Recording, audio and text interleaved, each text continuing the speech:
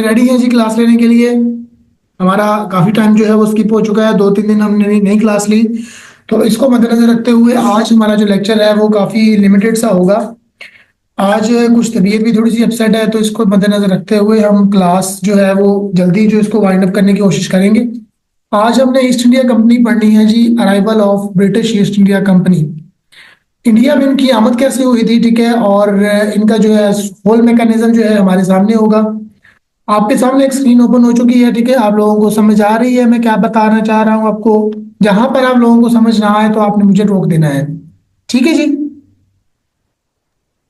ठीक है सर। ठीक है, तो सबसे पहले हमारे पास जी 1488 में सबसे पहले आप लोग ऐसा करें कि आप लोग एक कॉपी पेंसिल ले लें और की पॉइंट्स बनाने शुरू कर दें, ठीक है। अगर आप लोग की पॉइंट्स बनाएंगे तो ये आपके लिए बेहतर होगा। की पॉइंट्स बना लें, और जब आप की पॉइंट्स बना लेंगे तो ये आपके पेपर के हवाले से बेहतरीन होंगे, ठीक है जी। स्टार्ट करते हैं हम। सबसे पहले पहला पॉइंट है जी, 1488 में केप ऑफ गुड होप की डिस्कवरी हुई। अब सबसे पहले ये सवाल आता है कि केप ऑफ गुड होप क्या है। केप ऑफ गुड होप एक समंदरी सी रूट जो होता है, जो एक सी रूट होता है, वहां के एक किनारे के ऊपर जो यूरोपियन कंट्रीज होते हैं वहां के किनारे के ऊपर एक पॉइंट था। वहां से क्या हुआ, केप ऑफ गुड होप की वजह से सी रूट स्टैब्लिश हो गया यूरोपियन कंट्रीज और इंडिया के दरमियान। यूरोपियन कंट्रीज और इंडिया के दरमियान एक सी रूट स्टैब्लिश हो गया, जिसकी वजह से क्या हुआ कि ईस्टर्न यूरोपियन कंट्रीज और जो है पुर्तगाली जो कंट्रीज हैं उनको ट्रेड करने में आसानी हो गई और उन्होंने ट्रेड करना शुरू कर दी, ठीक है। सी रूट की वजह से, सी रूट की वजह से उन्होंने अपनी ट्रेडिंग को बरकरार रख लिया। सी रूट की वजह से उन्होंने उन्होंने उनकी जो ट्रेड थी वो ज्यादा बेहतर तरीके से होने लग गई, ठीक है। क्योंकि जब कोई बगाड़ नहीं आएगा, कोई परेशानी नहीं आएगी, कोई मजामत नहीं करने वाला होगा सी रूट में, तो वो अच्छे तरीके से ट्रेड कर सकेंगे, ठीक हो गया। अब नेक्स्ट जो बारी आती है जी, इस कंट्री, ये जो सी रूट स्टैब्लिश हुआ था, ये सी रूट किस वजह से स्टैब्लिश हुआ था? ये एक पुर्तगाली पुर्तगाली जो था, एक एक्सप्लोरर था, ठीक है। पुर्तगाली एक्सप्लोरर था, ठीक है। उसने ये केप ऑफ गुड होप जो था वो डिस्कवर किया था, और पुर्तगाल के जो लोग थे वो इस पे ट्रेडिंग कर रहे थे, ठीक है। और इसी ट्रेडिंग को मद्देनजर रखते हुए, इसी ट्रेडिंग की देखा देखी लंदन के कुछ बिजनेसमैन थे। अब यहां से हमारा जो मेन टॉपिक शुरू होता है। लुबे लबाब आप लोगों के सामने रखने की वजह ये थी कि आप लोगों को स्टार्टअप से बताया जाए और फिर एंड तक लेके जाया जाए, ठीक है। सुन रहे हैं मेरी बात को? जी सर, सुन रहे हैं। और कोई क्यों नहीं बोल रहा भाई? बाकी सब कहाँ है, खामोश क्यों है?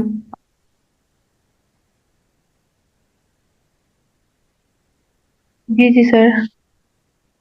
जी, ज़ाहिरा आपको समझ आ रही है मैं क्या बताना चाह रहा हूँ? अच्छा, तो ऐसा है कि लंदन के कुछ बिजनेसमैन थे जिन्होंने क्या सोचा कि एक कंपनी बनाई जाए जिसमें हम ट्रेडिंग करेंगे, ठीक है। तो उन्होंने क्या किया, 31 दिसंबर 1600, जो कि यहाँ पर भी डेट मेंशन्ड है, अगर आपकी स्क्रीन के ऊपर शो हो रही है, 31 दिसंबर 1600 को उन्होंने एक कंपनी बनाई, जिस कंपनी का नाम, अब यहाँ पे गौर कीजिएगा, जिस कंपनी का नाम the governor and company of merchant of London trading and east Indies, ठीक है। ये इस कंपनी का पूरा नाम है। अगर आपको पेपर में ये क्वेश्चन आता है ईस्ट इंडिया कंपनी का पूरा नाम, तो ये है जी, the governor of company of merchant of London trading in the East Indies, ठीक है। तो ये इस कंपनी का पूरा नाम है जी। तो 1600 में, 31 दिसंबर 1600 को इन्होंने एक कंपनी बनाई, ठीक है। उस कंपनी में, उस कंपनी को ट्रेड करने के लिए परमिशन चाहिए थी किसकी? क्वीन एलिजाबेथ की, जो कि यूरोपियन क्वीन थी, ठीक है। तो उस क्वीन एलिजाबेथ की जो है परमिशन चाहिए थी, ठीक है, ट्रेडिंग के लिए। तो उन्होंने क्या किया, आपको अपनी जुबान में अगर समझाऊं तो ये आपने अब इसी तरह इसी को की पॉइंट को समझ लेना है, ठीक है। उन्होंने क्या किया, वो सारे जो है वो की क्वीन एलिजाबेथ के पास चले गए। वो जो बिजनेसमैन थे जिन्होंने कंपनी बनाई ईस्ट इंडिया कंपनी, वो बिजनेसमैन जो थे वो जाके east India, sorry, queen Elizabeth के पास चले गए और जाके क्वीन एलिजाबेथ को जाके समझाया कि कैसे जो है ट्रेडिंग, हमारी जो ट्रेडिंग है वो इंडिया में कैसे होगी और हमें कितने परसेंट जो है मुनाफा होगा। तो क्वीन एलिजाबेथ ने इस बात को सोचते हुए कि इनको मुनाफा भी होगा और ये अपनी ट्रेडिंग भी अच्छी करेंगे और वहां से कुछ चीजें भी अपने मुल्क लेके आएंगे, ठीक है। तो उन्होंने, क्वीन एलिजाबेथ ने इनको जो है वो चार्टर दे दिया, ठीक है। तो यहाँ पे चार्टर लिखा हुआ है कि 21 दिसंबर 1600 को मलका क्वीन एलिजाबेथ ने ताजरों को ग्रुप में एक शाही चार्टर अता किया जिसमें सरकारी तौर पर the governor and company of merchant of London trading of east Indies ने कायम किया, जिसे आमतौर पर ब्रिटिश ईस्ट इंडिया कंपनी कहा जाता है। चार्टर में ईस्ट इंडिया कंपनी को के साथ तजारत और इजारादारी दे दी गई और इसे खित्ते में तजारती सरगर्मियों में मशगूल होने की इजाजत दे दी गई। तो इसका मतलब ये है कि ट्रेडिंग करने की इजाजत जो है वो शाही चार्टर में क्वीन एलिजाबेथ की तरफ से इनको मिल गई।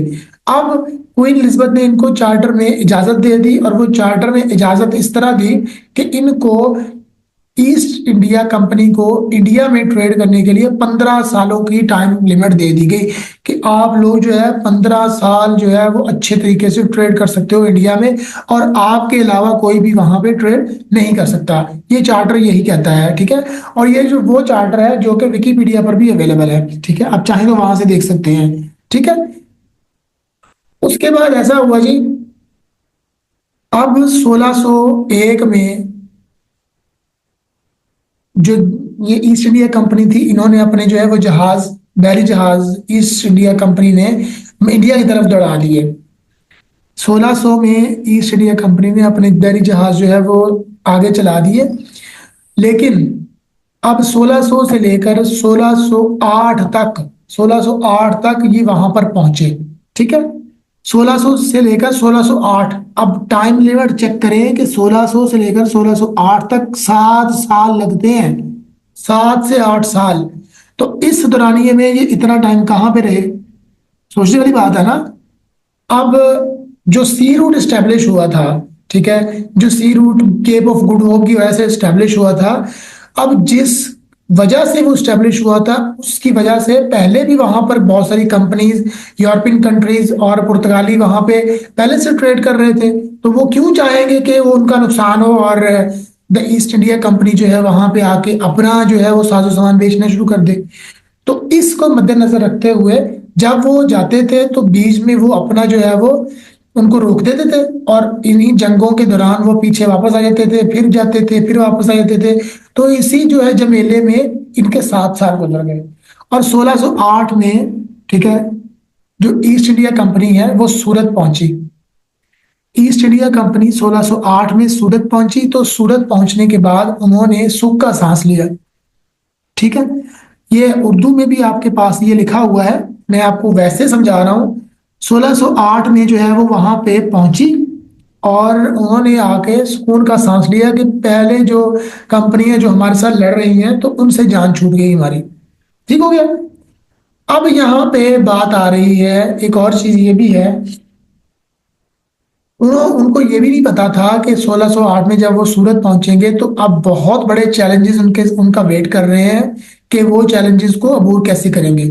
तो उन्होंने ये देखा कि इंडिया में मुगलों की दौर हुकूमत है, मुगलिया सल्तनत है, ठीक है। मुगलिया सल्तनत है तो यहाँ पे मुगल किंग जो है वो जहांगीर है, ठीक है, जहांगीर है, ठीक है। East India company interaction with local rulers, ठीक है, फरमान ऑफ जहांगीर 1615, 1615, ठीक है। आप लोगों को एक मैंने वो चीज बताई थी कि आपने मुगलिया सल्तनत के बादशाहों को कैसे याद रखना है, बाजिसा, अगर आपको याद हो तो, ठीक है। तो उनको ये पता लगा कि मुगलिया सल्तनत की बुनियाद कह रहा हूँ कि मुगलिया सल्तनत का जो दौरे हुकूमत है तो वहां पे जहांगीर की हुकूमत है। तो अब उनको ये लग गया, उनको ये परेशानी पड़ गई कि अब हम ट्रेड कैसे करेंगे, तो ये तो हमें ट्रेड नहीं करने देगा। तो उन्होंने पीछे पैगाम भेजा, अपने मुल्क पैगाम भेजा। तो वहां पर 1603 में ही क्वीन एलिजाबेथ की डेथ हो गई थी। तो क्वीन एलिजाबेथ के बाद जेम्स फर्स्ट जो कि वहां का रूरल था, उसको जो पैगाम पहुंचा कि अब जो है वो मुगलिया सल्तनत में जहांगीर है तो उसको जो है वो कैसे जो है टैकल करें, और हमने वहां पे अपनी कंपनीज जो है वो लगानी है। ठीक है। तो अब थॉमस राव ने कहा कि बेटा तुम जो है वो ट्रेडिंग पे तवज्जो दो। ठीक है। इससे फैसिलिटीज और इससे जो है परमिशन कैसे लेनी है वो तो मैं देख लूंगा, परमिशन तो इसका बाप भी देगा। ठीक है। तो कहने का मकसद ये है कि माइंड सेट अगर चेंज ना हो, अगर आप कॉन्शियस माइंड से कोई भी काम करो ना, तो कुछ भी हो सकता है। अंग्रेज इसीलिए तो हम हमसे आगे हैं। ठीक है। तो जेम्स फर्स्ट ने क्या किया, एक डेलीगेशन भेजा। ठीक है। डेलीगेशन डेलीगेशन भेजा जो कि सर थॉमस राव था। ठीक है। सर थॉमस राव ने क्या किया, उसने इंडिया में आके मुगलिया सल्तनत के दरबार में पनाह ली। और पनाह लेने के बाद क्या किया उसने, जहांगीर को हर वो फैसिलिटी दी जो कि वो चाहता था, हर रॉयल फैसिलिटी दी। ठीक है। हर तरह की जो ब्रिटिश फैसिलिटी है, जो कि बैरूनी ममालिक से लाई गई फैसिलिटीज हैं, वो उसे ब्राइब की। ठीक है। उसको ब्राइब करने के लिए हर वो फैसिलिटी दी।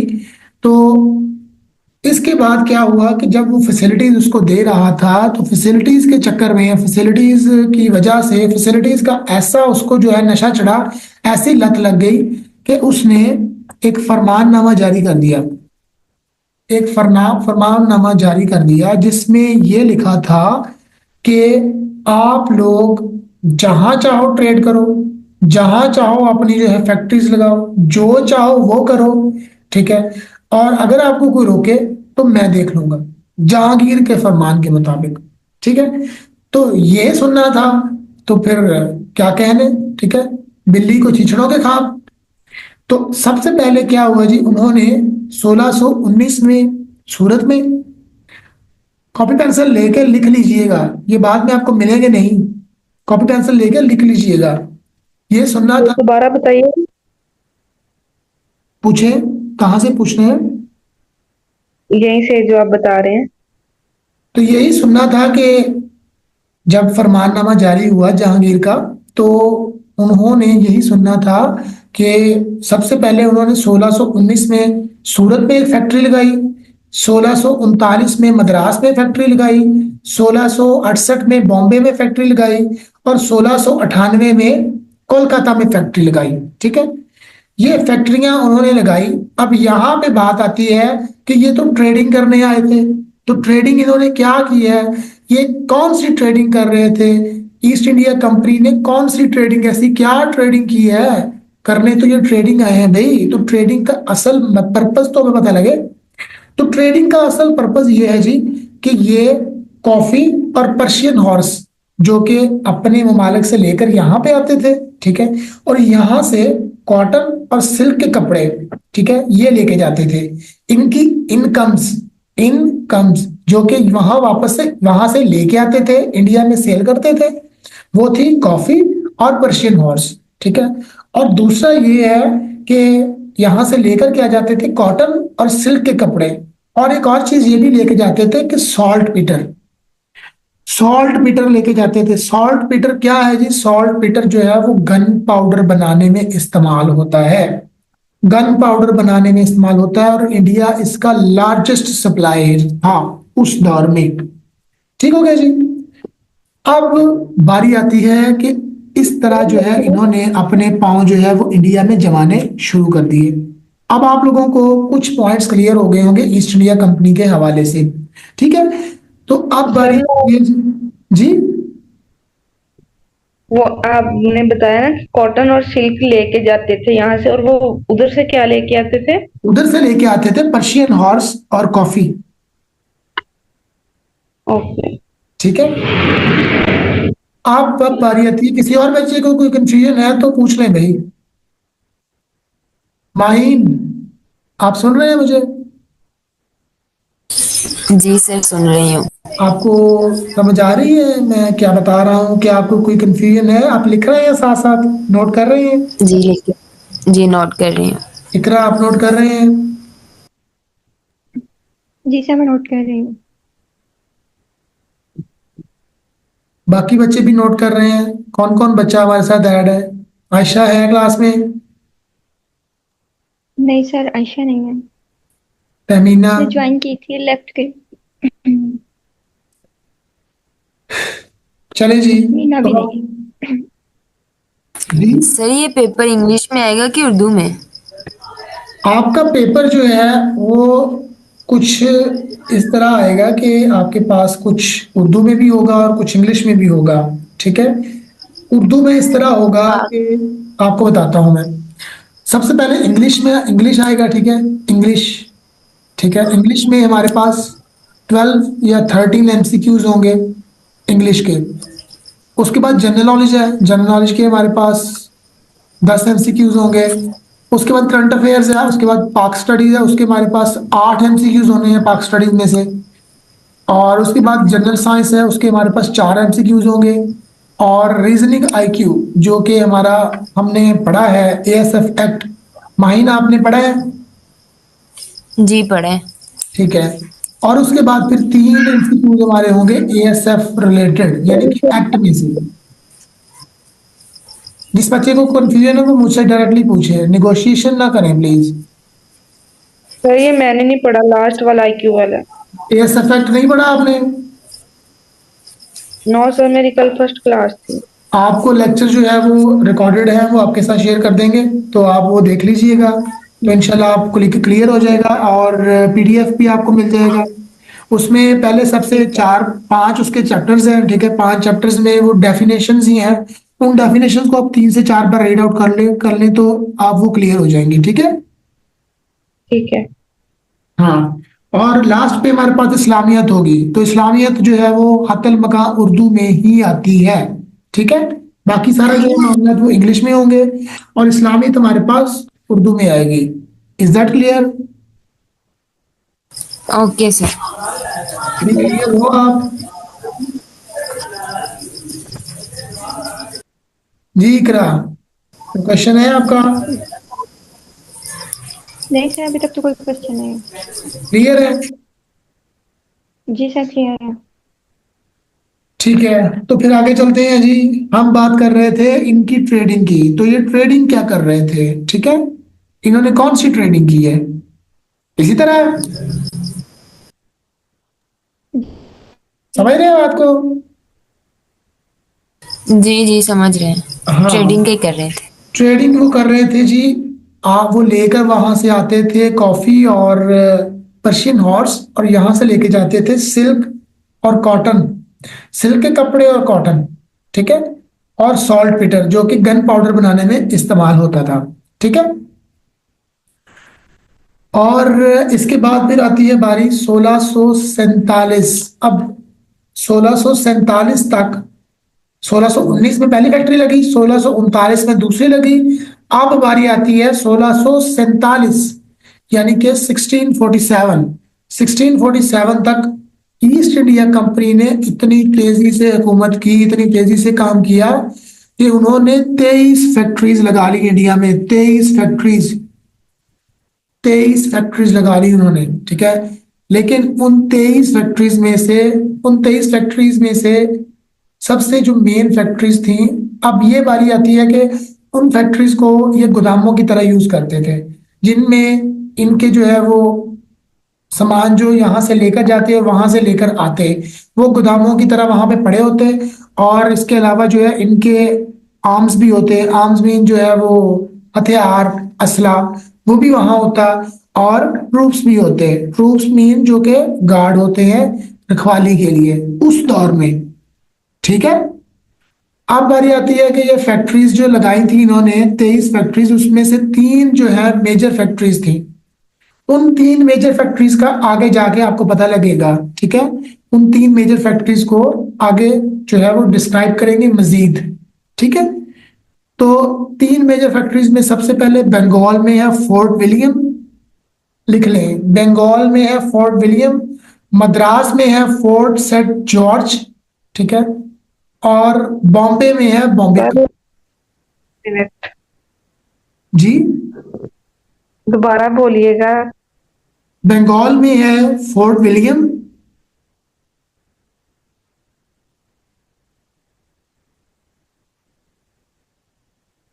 मद्रास में ओके। है Fort Fort Saint George. progress. Hina, आपने ज्वाइन कर लिया क्लास को? जी सर। आपको समझ आ रही है? हाँ जी। जी ज़ाहरा, आगे चले हम। जी जी सर, दो हो गए। थर्ड वन है जी बॉम्बे कासल, बॉम्बे में है ये।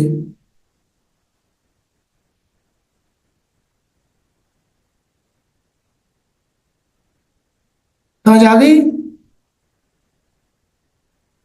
जी सर, आ गई। ठीक है, हम नेक्स्ट चलते हैं जी। अब 1717 में एक पागल बादशाह था। पागल तो मैं उसे इसलिए कहूंगा कि एक कंपनी जो कि इंडिया की है ही नहीं, बैरूनी कंट्रीज की है, तो उसको आप छूट दे रहे हो, और इतनी छूट दे रहे हो। एक कंपनी जो ट्रेडिंग के लिए आई है उसको आप टैक्स लगाओ, उसके ऊपर जितने मर्जी टैक्स लगाओ, वो कौन सा आपके टैक्स जो है वो पे नहीं करेगी। तो 1717 में मुगल किंग फारूक शियार था एक। 1717 में मुगल किंग फारूक शियार। तो मुगल किंग फारूक शियार ने क्या किया? 1717 में ईस्ट इंडिया कंपनी के ऊपर तमाम टैक्स जो थे, कस्टम ड्यूटीज थी, वो माफ कर दी, और ये फरमाननामा जारी कर दिया कि आप लोग जो ट्रेडिंग करो, और मुगलिया सल्तनत को कख कुछ देने का रवादार नहीं हो। आप जो आपको चाहिए आप जो कर सकते हो करो, ठीक है। आपको मुगलिया दरबार को कोई पेमेंट कोई कुछ नहीं देना, आपने सिर्फ ट्रेडिंग करनी है, ठीक है। समझ रहे हैं बात को? तो ये देखना था कि मौर्य सल्तनत की ये छूट देनी थी कि ईस्ट इंडिया कंपनी ने धड़ाधड़ पैसा छापना शुरू कर दिया, ठीक है। और उसके जो है वो नेगेटिव प्रोस्पेक्टिव और नेगेटिव एस्पायरेंट्स जो थे, वो बहुत हद तक जो है वो इंडिया को झेलने पड़े, ठीक है। वो नेक्स्ट लेक्चर में हम पढ़ेंगे। आज का लेक्चर जो था वो इतना ही है, ठीक है। आज के लेक्चर में हमने सिर्फ और सिर्फ मुगलिया सल्तनत और ईस्ट इंडिया कंपनी की अराइवल इंडिया में, और मुगलिया सल्तनत का उनके साथ टाकरा और अटैचमेंट, ठीक है, और इंटरेक्शन, वो हम पढ़ी हमने पढ़ी है कि मुगलिया सल्तनत जो है वो कितनी बेअकल थी। उन्होंने जो है वो उनको पनाह दी, और बाद में क्या हुआ कि मुगलिया सल्तनत को ही वो तबाह कर गई, ईस्ट इंडिया कंपनी, ठीक है। तो यहाँ तक किसी बच्चे को कोई समझ ना आई हो तो वो मुझसे पूछ सकता है, तो मैं उसको बता सकता हूँ। तो आप मुझे पूछें जहां से भी जो भी बात ना समझ आई हो। हिना, ज़ाहरा। सर वो सॉल्ट बीटर का क्या बताया आपने? सॉल्ट पीटर जो है वो गन पाउडर बनाने में इस्तेमाल होता है। एक तरह का सल्फ्यूरिक एसिड जैसे होता है, लाइक सल्फ्यूरिक एसिड। जी। हाँ जी। वो जो पटाखे नहीं बनाते, ये पटाखे जो होते हैं हाँ जी। उसमें पाउडर निकल रहा होता है ग्रे कलर का, हाँ जी। वो सॉल्ट पीटर होता है, ठीक है। ठीक है। इकरा, जी सर। क्वेश्चन करें।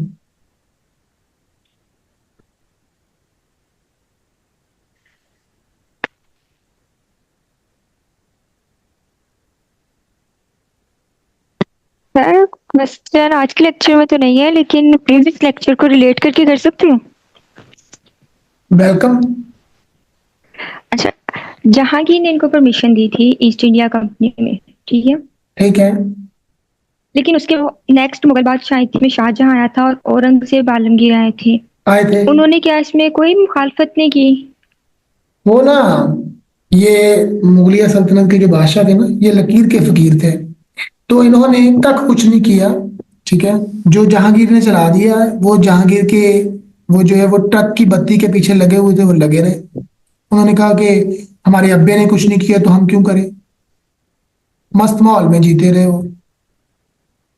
उसके बाद 1717 में फारूक शाह ने आके जो है एक बोंगी मारी। उस बोंगी को आप जो है वो देख रहे हैं, उस बोंगी की वजह से तो ये सारा मामलात हुए हैं। एक ट्रेडिंग कंपनी एक पॉलिटिकल पावर बन गई।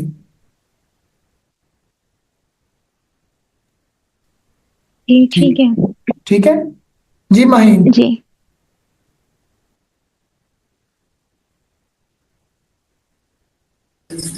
जी सर। क्वेश्चन करें। लास्ट से आपने क्या समझाया, मुझे कुछ भी समझ नहीं आया। लास्ट से जरा मुझसे क्वेश्चन करें, जी, मैं बताता हूँ आपको। क्योंकि मैं ये साथ साथ रीड कर रही थी और आपने तो शायद सारी इंफॉर्मेशन दी है। अच्छा, मुझे पूछें जरा, मैं बताता हूँ आप कहाँ से पूछना चाह रहे हैं। इस तरह तो फिर लास्ट पे तो बहुत सारा, वो कुछ बहुत सारी। ये जो आप बता रहे थे 1647 में 23 फैक्ट्रियां लगाई थी हाँ जी, ताकि। तब से। अच्छा, जी। यहाँ पे हमने ट्रेडिंग की बात की थी कि ट्रेडिंग जो है वो कौन कौन सी चीजों पे कर रहे हैं, ठीक है।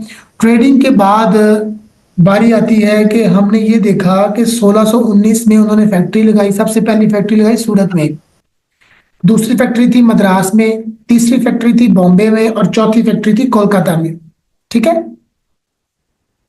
अब इसी तरह अगर हम देखें, सूरत में पहली फैक्ट्री लगी है 1619 में, और 1639 में लगी दूसरी फैक्ट्री।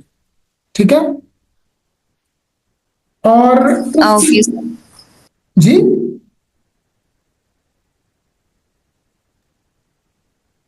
यार नहीं पेन। सर सर आप 1600 बोले, सुन रहे हैं। कहाँ पे 1600 लगी, आप अगेन। 1647 तक जो ब्रिटिश ईस्ट इंडिया कंपनी है, उन्होंने अपनी धाक ऐसी जमा ली, अपनी जो है वो स्पीड इतनी तेज कर ली कि उन्होंने 23 फैक्ट्रीज लगा ली। ठीक है। 1647 तक उन्होंने 23 फैक्ट्रीज लगा ली। ठीक हो गया। 1647 तक जब उन्होंने 23 फैक्ट्रीज लगा ली, तो अब उन 23 फैक्ट्रीज में से मेजर 3 फैक्ट्रीज हैं। ठीक है। वो मेजर 3 फैक्ट्रीज जो हैं वो मैंने आपको बताई हैं कि एक तो है फोर्ट विलियम, ठीक है, जो कि बंगाल में है। ठीक है। और दूसरी है फोर्ट सेंट जॉर्ज। ठीक है। और तीसरी है जी बॉम्बे में बॉम्बे कैसल। ये 3 फैक्ट्रीज हैं जहां पर इनके आर्म्स और इनके ट्रूप्स जो हैं वहां पे रहते हैं। ठीक है।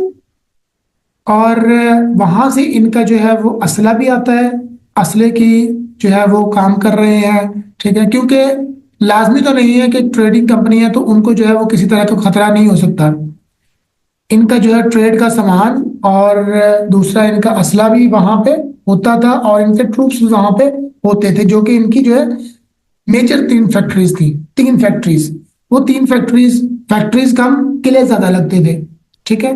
क्योंकि वहां पर गार्ड्स थे, ठीक है, सिक्योरिटी थी, और आर्म्स थे, और इनके अलावा जो है वो ट्रेड का सामान था। ठीक है। इस तरह वो 3 मेजर फैक्ट्रीज बन गई। ठीक है। आप समझ आइए आपको। जी सर, आ गई है।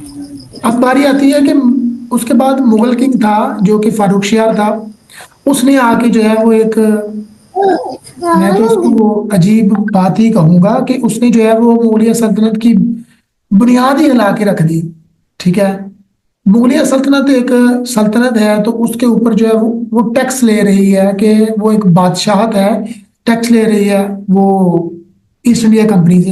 तो वो ईस्ट इंडिया कंपनी के टैक्स जो है माफ कर रहा है। अब जब ईस्ट इंडिया कंपनी को किसी तरफ से कोई नुकसान या लॉस नहीं हो रहा ट्रेडिंग में, तो अब वो पैसा धड़ाधड़ छाप रही है।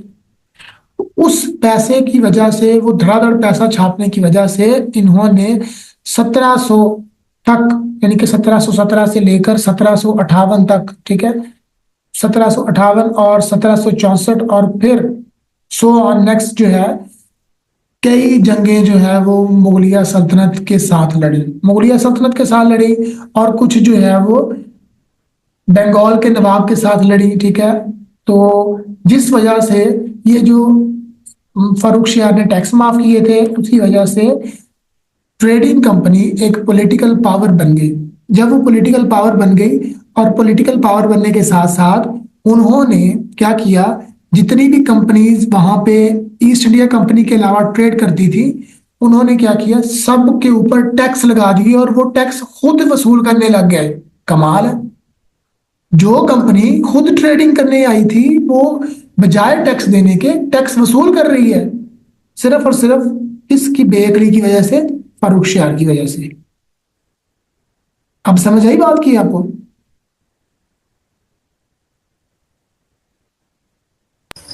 जी सर, आ गई है। जी ज़हरा, क्वेश्चन करें। जी सर, मुझे यहाँ तक तो समझ आ गई है, लेकिन मुझे ये जो आपने स्टार्ट पे बताया ना, ये मदारस में, बम्बई में, कोलकाता में, ये मुझे 1690 वाली, इसका नाम नहीं पता चल रहा कि कौन सी, कहाँ पे। कोलकाता में नहीं नहीं, 1619 वाली। 1619 सूरत में, दोबारा बोलिएगा। सूरत में एक फैक्ट्री लगाई थी, ठीक है, 1619 में। 19 यानी कि 1619 में एक फैक्ट्री लगाई थी, 1619 में सूरत में, हो गया। ठीक है। और मद्रास में लगाई थी। मद्रास एक सिटी है, एक शहर है, ठीक है ना, इंडिया का। जी जी। बॉम्बे भी एक शहर है, हाँ जी। और कोलकाता भी एक शहर है, ठीक है ना। हाँ जी। ये हाँ जी। मेजर सिटीज हैं इंडिया के। गूगल पे सर्च कीजिएगा, आपको बेहतर पता लग जाएगा। अगर नहीं समझ आ गई तो फिर बता दूंगा मैं। ठीक हो गया। जी जी ना।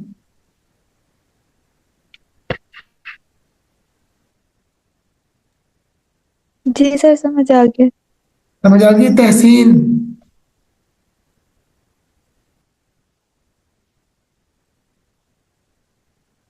कितने बच्चे ऐड हैं हमारे साथ अभी क्लास में? तहसीन, ठीक है सर। तहसीन, क्वेश्चन करें।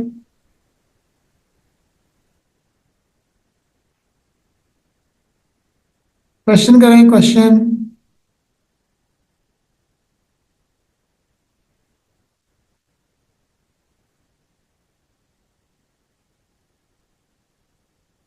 तो सब कुछ क्लियर है जी आपको?